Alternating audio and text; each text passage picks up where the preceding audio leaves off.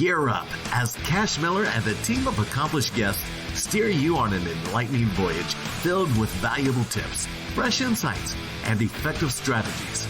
Welcome to Marketing Masters, the Agency Power Show. Hello, everyone. I'm Cash Miller. I'm the host of Marketing Masters, CEO of Titan Digital, and today we're going to be talking split testing. How are you checking those ads, one against another and stuff? I got with me Chase Neely of Leverage Brands. Chase, it's great to have you on. You are an expert in split testing and such, and making sure that, seeing which ad's the winner. It's great to have you. Tell us a bit about yourself and your agency. Yeah, definitely. Well, first, thanks for having me, Cash. It's really an honor, and I'm happy to talk to your audience about split testing and really just marketing theory. Why do we split test? Why do we do these things? Because at Leverage Brands, what we have learned is that marketing is a science, yes, but it's inexact. And so we have worked over the past 5 years with thought leaders who wanted to understand why their gut feelings about the way that their audience interacted with them was true. And we've used split testing to do that. Along with other tools and other tactics. But I'm really excited to talk to you about that today. Yeah, and for those business owners out there and stuff that don't totally understand, like when we talk split testing, what we're talking about is, we're taking two ads and we're running them like against each other. We're seeing they're two different ads. They might be running on Google or Facebook or whatnot, any platform. But the idea is that you're going to pit them against each other to see which one performs better than the other. And the general methodology is to drop the loser after a certain amount of data is accumulated and such, to see which one performs better. But then you're not going to assume that the winner is your permanent ad either, because you're going to want to make changes and then you're going to continue these tests. That's what you do, and you're never going to get perfection out of it, but you're trying to make incremental improvements. People often wonder, like when we're running ads and we say, hey, we've got tweaks and things we're going to do on a monthly basis and stuff, or on an ongoing basis for your campaign. They're like, okay, what are you actually doing? Well, this is one of the primary things we do. So Chase, Chase, let me, we got similar names. I get called Chase more times than you could believe. Yeah. And I don't know if people get your name wrong at times and stuff, but I know that for me, yours is the actual, when somebody gets it wrong, it's always that name. That's that right. I get called. 100%, Cash. And listen, I was outside the office talking to my team before this interview, and I just said, Cash, Cash, Cash, Cash. I wanted to make sure that I had the name ingrained in my head. So I'm raring to go. I'm ready because it's very similar. You got Chase and Cash coming at you live. Yeah. Okay. So let's start with principles, Go through for our audience, what are the fundamental principles, that need to be followed when we start, doing split testing, when we're running these ads against each other. Yeah. And I think that there's even a deeper level of theory to talk about before we get to why we run split tests. And that fundamental theory is that we got to always be learning. I was telling you, Cash, it's marketing as a science, but it's an inexact science, right? And so even in the digital marketing space, my business partner and I started working together in 2012. And if I think about the things that have changed since 2012 to now, it's insurmountable amounts of information have changed. And so for us, it starts with this core belief that we don't know everything, but that we can figure it out. Everything's figure outable. Yeah. And so we go into split testing with that idea. And you mentioned ads specifically, and I think that's a great clear picture because it's so black and white. You have this ad has this thing, this ad has a different visual or a different, maybe a video instead of a visual, whatever it is. And so you can really A/B test those two things, but we also use it for all of our business. So we A/B test launches against each other. We A/B test the number of webinars that we do. We A/B test all these different things. What is the core mission of an A/B test? It's to optimize your business. And so you can do this from operations to launch strategy to even down to the minute detail of a Facebook ad. But you can use it across your business to get you from good to great. And I think it's kind of a hedgehog concept if you're familiar with Jim Collins. It's a hedgehog's concept. We're going to keep spinning that flywheel so that we can improve. And that's the theory behind it. Yeah, because you're right. You can use it in multiple aspects of your business. It's just a matter of determining where you want to test it, because you're still pitting two concepts essentially against each other, not necessarily just two ads. So there's a number of things that you can do. You could use it in, if you're talking marketing tactics in SEO, you can pit a couple of pages and you can optimize them slightly differently to see which one's, going to get a better target audience and stuff, even if you're going after the same like core theme, between the two, so, and same thing with operations and whatnot. You can have, you could take a number of things. You could take projects and you can have one project manager do things a certain way and another one do it a different way, for communication with clients. And say, okay, you're going to follow this methodology for your communication, and then you're going to do it this way, so we can see which one works better and people are more responsive to. Same thing, following up on leads, any number of things. You just have to think about, what the possibilities are. And once you start doing that, you're like, yeah, I could test this against this and this and this. Especially when it comes to like processes. And every business has processes. Yeah, and I think you start seeing the opportunities across the board to A/B test. And I think that's the thing that people, when they start split testing, they get so excited about it that they start to make some of the kind of base level mistakes, Cash, that you and I have seen time and time again, of either A/B testing and choosing a winner too soon, right? Or they are testing more than one thing at once. So you don't know what worked. You just know that it worked better. Yeah. And I think that you get so excited about implementing this in your business because you're improving. And so you have to be disciplined and self-controlled in going through this split testing so that you have an intentional result you're trying to achieve. And to do that systematically so that you're not throwing the kitchen sink at something. I'll give you an example. We were working with a large personal brand, over 7 figures in revenue. And they had been running a launch for a particular product for, it must have 4 years. So they had run this launch 10 to 12 times. They had a ton of historical data on it. And instead of A/B testing, what they had done was add.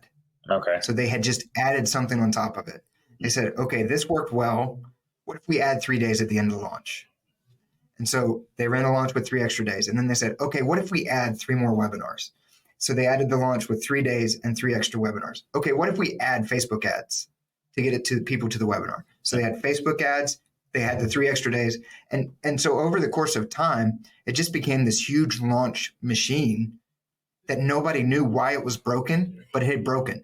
Because they kept adding, they kept adding stuff to it without really checking it. So they didn't measure it again. At some point they added something that broke the system, but they weren't paying attention to it. If they had been checking it at the time, they would have been able to catch it. Oh, this is the thing that went wrong. That's right. Yeah, that's 100% right. It was, and that's the other failure with A/B testing is that you don't check again. You don't check back. Yeah. You don't check to measure what actually worked. And so we came in and we said, we're stripping this down to the core of the launch, which was webinars and emails.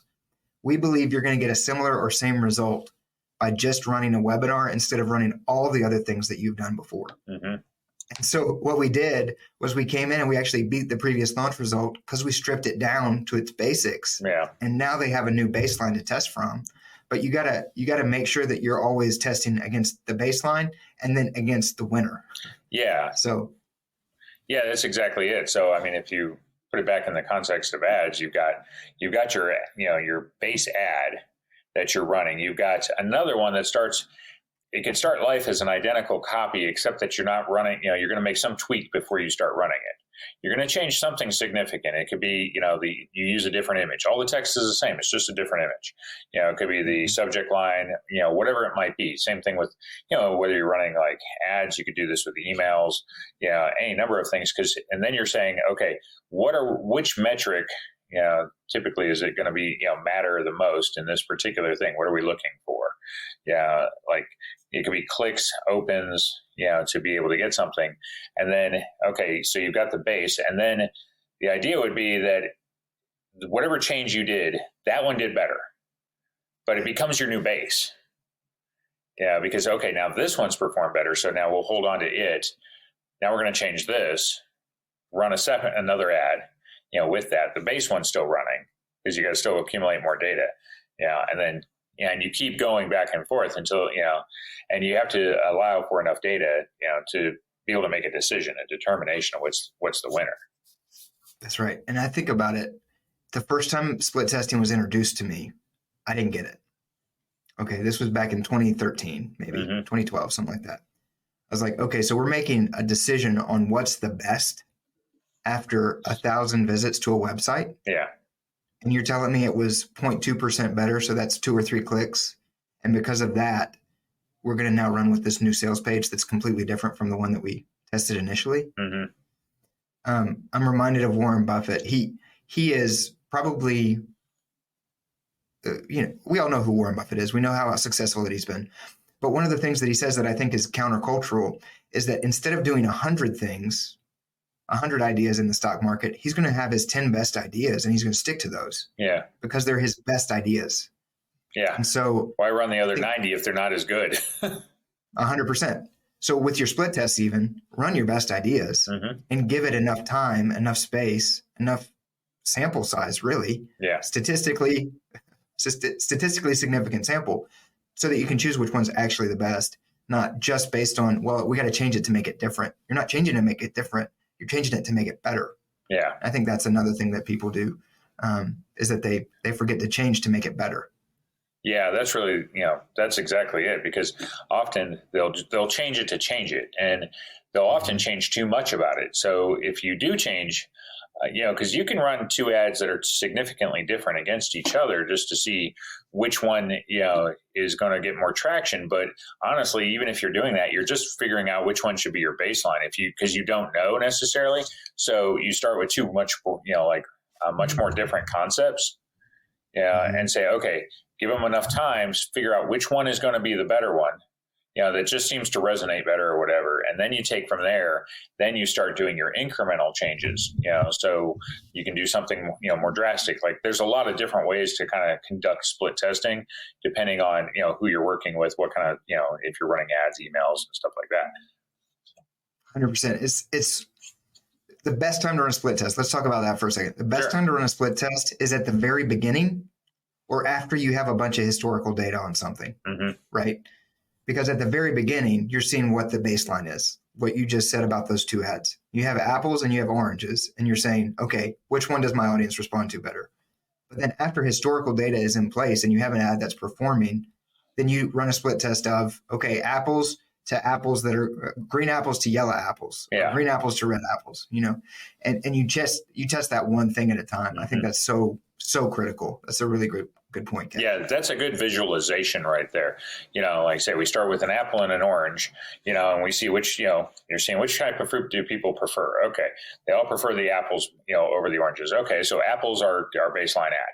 And then from there you say, well, we ran that ad and the image was a red apple. So let's run it against a yellow one and green apple and so on.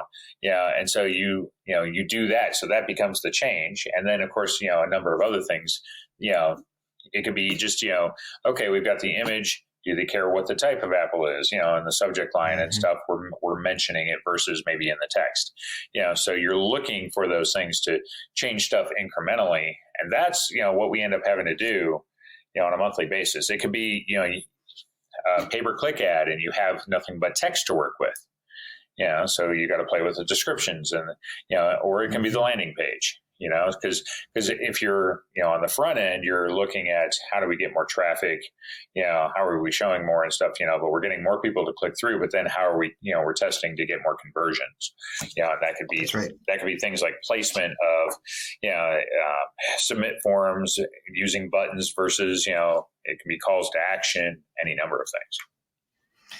Yeah. I think that the other thing to remember with these split tests, a lot of people use these as a silver bullet. They think that one split test is going to make the change in their business to take their ads from unprofitable to profitable. Yeah. It's just not true unless it is. And that's great. But that's like planning for your agency to catch a whale client. Like when it comes along, outstanding, we want to be ready for it. And it's probably not going to happen. You got to hit the singles and doubles before you hit the home run. If I can use a baseball example. And so when you think about the split testing on like a landing page, you take what you have and you're looking for that incremental improvement over time. It's not going to be the difference between nobody converting and all of a sudden like 50% conversion rate, right? Right. And I think that a lot of people view that as like a silver bullet. And if I may say this, if your offering stinks, then it doesn't matter what your split testing, your offering still stinks. So you can't trust this as the only thing to make you better. You gotta spend time on everything altogether, and that's part of it. Yeah, certainly. I know Meta is running a Facebook test and stuff where, and I don't know if they're still doing it, but they were recently, because they're incorporating AI into it, and what they're running is 50,000 split tests. So it's 50,000 iterations of ads, and they're using AI to make the adjustments quicker. So that because they're testing it to be able to incorporate such a thing into the ad platform. So the idea is they did exactly that. They started with the baseline ads and stuff, and they're letting AI, make the changes to the ads, to be able to do it a lot quicker. And then they're running those ads, gather enough data to make the next change. But the AI is allowing them to, they were doing some estimate of how long it would take if you had humans do it, to do that many split tests and stuff. And it was we need to put hundreds of people on it over 6 months, to be able to conduct 50,000 split tests based on a single campaign or essentially, whatever they're, running the test to advertise. But that's the idea is because that's what we have to do is it's like you say, it's run the ads, get enough data, figure out which one's the winner, figure out what the iteration should be, test it again, rinse and repeat. You have to keep doing these steps over and over and over again. 100%. It's so interesting you brought up AI. Just a quick diversion, but I think that, a lot of the people in marketing are wringing their hands with AI about it replacing content writers or whatever else. AI is a tool. It's like any other tool that we have right now. Who knows how refined it gets? I mean, that type of A/B testing, can you imagine having that at your fingertips? But ultimately, it's still a tool that you have to use well. You can give me the best driver in the world, but I'm still going to slice my drive, right, on the golf course. So for us, as we're thinking about how that applies to what we're doing with split testing, it's a great tool, but if you're running the wrong split test, it doesn't matter. Yeah. Yeah, well, it goes back to your product offering and stuff. If the offering's no good, I don't care how many tests you run, it's not going to work. That's right. That's right. Yeah. So we're not magicians, right? We're marketers, and we're scientists, really. I know that's a lot of what people don't understand is, it is a lot of science in a sense because a marketer has to be, if they're running any kind of ads whatsoever, you have to be part data scientist. Because you have to understand the numbers that are coming back at you and what they actually mean, in the sense, everybody understands what a click is, right? But it's the underlying meaning behind it of who clicked, did we hit the right audience? What were the actions they took and stuff? And, you're also understanding people on what resonates from an emotional and kind of, I guess, intelligence standpoint. It's why did they click? What was it? So I changed this and, so why did this message resonate better than the previous one when all I did was change a few words, so that can be difficult, to really understand why did it work? Yeah. Well, and it's knowing your core audience that well, right? We talk a lot about when you're just starting out or when you're building a campaign for somebody, you got to identify their niche and who they're talking to. The reason for that is not because they can't talk to more people. It's so that you can use the words of the niche when you're trying to penetrate that white noise in the ad space or wherever else. You got to go deep so that you can get the breadth, the depth for the breadth. And I think that it's so critical to know your audience so that you can look at that and have an actual insightful response to the data. Because I've worked with Facebook ads people in the past who just give you the data. You're like, okay, well, so what? What does this mean? To your point, and I think that it's crucial to have somebody in your marketing arsenal who can actually look at the data and interpret it for you. Back when we started Leverage, it was in what I'll call the heyday of Facebook ads when everybody was doing them. You remember that? Yeah. In 2018. Everybody said, this is the way to scale your business. This is the only way to do it. You can do it. Yeah. It was still hard, by the way. But what happened to us is we threw tens of thousands of dollars in Facebook ads and we didn't know what the result was to our business. Like we knew that Facebook ads were driving traffic and clicks, but we didn't know that what our revenue per lead was in the first 30 days. Yeah. So what? Who cares if we're getting 10,000 leads if you don't know? Yeah. I've had to deal with campaigns in the past that, I like to tell everybody, like the people I deal with and stuff, potential clients, to say anybody can run a Facebook or a Google ad. Okay. Anybody can go in, set up an account, run an ad, and I guarantee you'll get clicks, no problem. You'll do that. But it's a matter where you're getting them. And that's what they often, don't understand. I had a campaign a few years ago that we were working with someone and they had been using an agency, and for whatever reason they needed to make a switch. But when we went into it, so we took over existing ads and the campaign account and stuff. And when we started looking at it, we said, yeah, this thing gets tons of clicks and they're super cheap. No problem. Yeah, except for we started looking because it was commercial real estate. They were trying to generate leads for it in like LA. And once I started digging in, I said, this traffic's worthless. Yeah, they're getting plenty of clicks and they're cheap because it's useless. It's not going to do that. No one will ever convert. There's no intent. Yeah, there is no intent. They were just throwing out this wide swath, and the person we were having to deal with, she had put herself into a hole, in a bit of a pickle, because with the client, she couldn't go back and tell them that. She was the one that switched, to somebody, to us doing it. And when we told her what was going on behind the scenes, well, she didn't catch that on her own and had been dealing with that, client and saying, hey, we get all these cheap clicks. When we started messing with things and getting rid of the cheap clicks, the cost of the click went up and the traffic went down. Well, that's because we're trying to get you somebody who can actually convert, and so, that's right. And because we had to start, it's like, say, you test audiences, split testing can be audiences and any number of things. It's not just what you see on the front end. It's what you see on the back end. And, that's right. And you can run the exact same ad. On the front end, you have two ads and they're identical, but on the back end, the audience is different. One converts because it's based on, you're targeting the right audience, and the other one doesn't. Same ad. What's the difference? Who I'm showing it to, Right. And so those are some of the things that you can use testing for, and you would be able to see, that's when you're looking at the data. What does it mean? It was such an important learning for me. I remember vividly, as you're talking about that, we were building a website for a client, and I was fighting with them over the menu because I wanted the menu to be tight. I wanted it to only have like the most valuable things. And the client was fighting me over one particular word on the menu. And we kept going back and forth on it. And he finally said it this way. He said, Chase, when somebody clicks that, it's worth $25,000 to me. So I want it on the menu bar. It's like, yeah, that's the argument. Yeah, that's the thing. Yeah. Right. And so for me, it's remembering that a lot of the social media stuff, a lot of the external facing marketing that we do, you can get huge numbers. But a lot of that's vanity if it's not bringing the cash into the business to support the mission of the business. And I think that's something we forget sometimes when we're taking on the scientist role is we got all these clicks. Look at all these clicks that we got you. What did they yield? Nothing. Yeah. So they're not worth the money they're printed on. No, there's some digital analogy. Yeah, I'm sure there is. But that's exactly it. That's why, like I say, when we're doing these tests and stuff and we're running the ads, we're having to look at multiple factors and stuff. Because like I say, you go along the chain.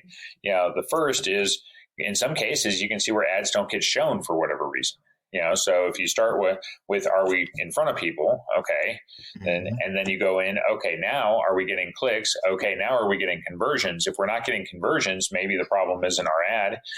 Maybe it's the landing page, but it also could be the ad, but it's not necessarily what we're saying. Like I say, it could be the audience itself. The people we're targeting are not the correct, people. And so they don't really care about the offering because it's, like I said, they're the wrong audience. So you have multiple, I guess, along the route of an ad working, you have multiple areas that you have to check and test and such to, to be able to get it right. That takes time, and you have to have data to work with. We have to be able to analyze it. So, because no matter what, no ad comes out perfect. There's going to be somewhere that there's basically fault, there's something that's missing the mark essentially, and it has to be adjusted. Yeah, it's that weak link, right? And I think that for when we're talking to clients, a lot of times they've already found that product market fit. Mm-hmm. And you might be talking to a client who doesn't have that.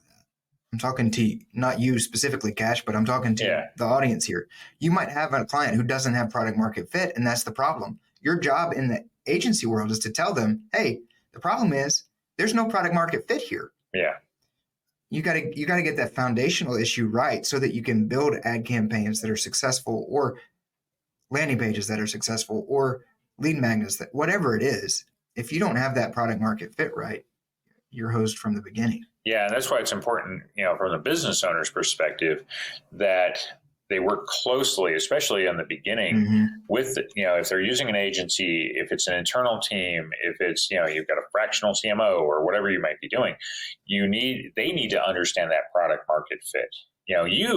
Like say most business owners, because of their passion and stuff, they started the business for whatever reason. There's no one that will understand the business better than them, and who they're selling to, or at least who they're trying to sell to. So they have to be able to communicate that, because, like I say, that depending on what you do, it could be a totally different audience. And then as a marketer, you have to be able to say, okay, this makes sense, or this doesn't, like this is not, it's not going to work. And these are the reasons why. And it doesn't matter if I could test ads all day long, but I'm not going to, no matter what, I'm going to be, not going to get the traffic you need to make this, work.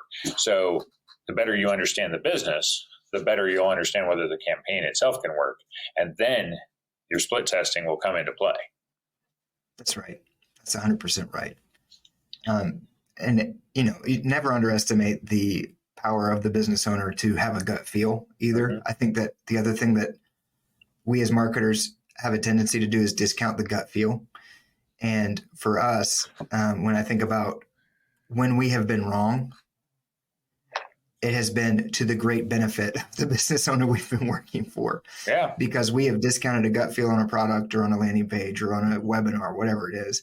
And with going with them and saying, okay, well, we'll let that be the baseline. It allows us to,